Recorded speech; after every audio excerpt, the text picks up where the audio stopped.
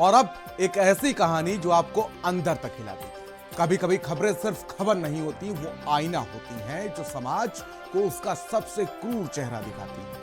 आज ये तस्वीर, आज ये कहानी न राजनीतिक है और ना ही सत्ता की। ये कहानी है उस मासूम की जिसकी उम्र अभी किताबें उठाने की है, लेकिन किस्मत ने उसे लाचार बना दिया। उसके हाथों में मां की लाश थमा दी। उसकी उम्र कॉपियां भरने की थी, लेकिन वो 8 साल की उम्र में अपनी मां के पोस्टमार्टम का फॉर्म भर रहा था।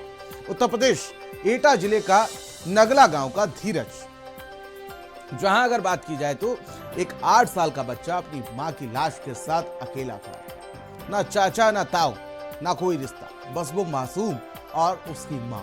उत्तर प्रदेश वही प्रदेश है जो रिश्तों, संस्कारों और परिवार की बात करता है, लेकिन एटा से आई ये तस्वीर इन सब दावों को पोस्टमार्टम टेबल पर लिटा देती है। एटा की कहानी आपको रुला देगी और अंदर तक झकझोर देगी। पूरी रिपोर्ट देखिए।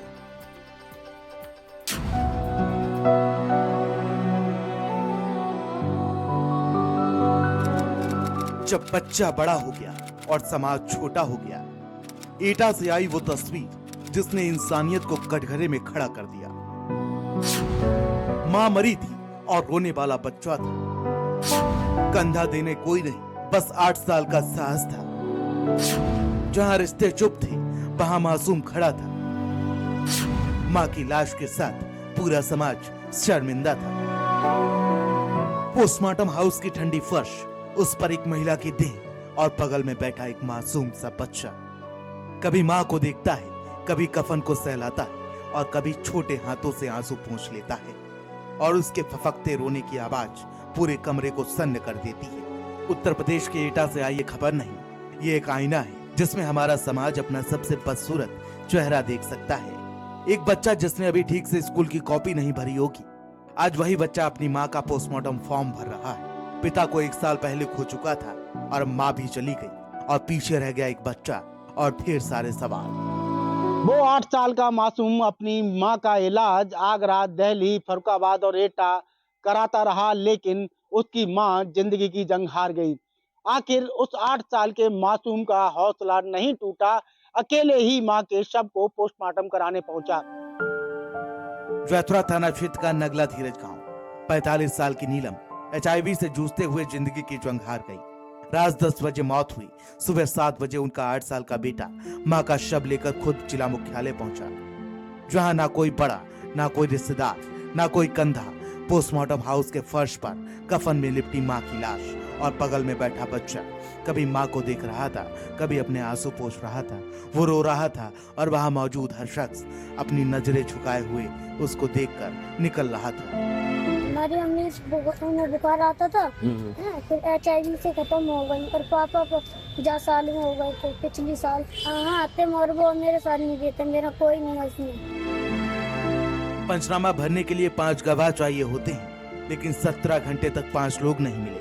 रिश्तेदारों को खबर थी, गांव जानता था, फिर भी कोई नहीं आया। जब मां बीमार थी तो इलाज में नहीं आए, जब मां मरी तो कंधा देने नहीं आए, लेकिन जब खबर फैली, जमीन की बात आई, तो दोपहर 3 बजे तक कुछ चेहरे जरूर पहुंचे। इस बच्चे ने फरुखाबाद ले जाकर इलाज कराया, कानपुर के हैलेट अस्पताल घूमा, दिल्ली तक मां को दिखाया।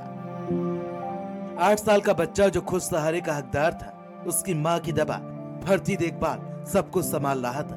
बीते 8 दिन मेडिकल कॉलेज में दिन रात मां के पास, और जब मां चली गई तो समाज भी चला गया। बच्चे ने पुलिस से कहा, मेरे चाचा, मेरे पट्टीदार मेरी जमीन हड़पना चाहते हैं। उसके पास करीब 5 बीघा जमीन है। इलाज के लिए 1 रुपया नहीं दिया, लेकिन मौत के बाद सबको जमीन याद आ गई। मारना चाहता, जमीन छीनना चाहते हैं। 4-5 बीघा। बहन घर पे। क्या नाम है बहन का बेटा? राखी। 8 साल का बच्चा कह रहा है, मुझे जान का खतरा है। सोचिए इस उम्र में कोई बच्चा ये शब्द क्यों बोलता है। जहाँ रिश्ते फेल हुए वहाँ वर्दी आ गया। जैतुरा थाना प्रभारी रितेश ठाकुर खुद आगे आए और अंतिम संस्कार की जिम्मेदारी ली। जब उस मासूम बच्चे के सर से माँ बाप का साया उठ गया तो अपने ही रिश्तेदार दुश्मन बन गए।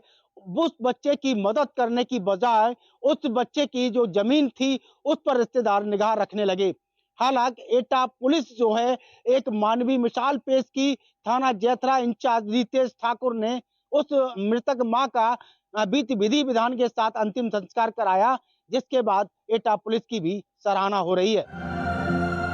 आज पूरे देश में बड़े बड़े भाषण होते हैं, संस्कारों की बातें होती हैं, परिवार की दुहाई दी जाती है, लेकिन एटा का एक बच्चा पूछ रहा है, संस्कार आखिर कहाँ थे, रिश्ते कहाँ थे, इंसानियत कहाँ थी।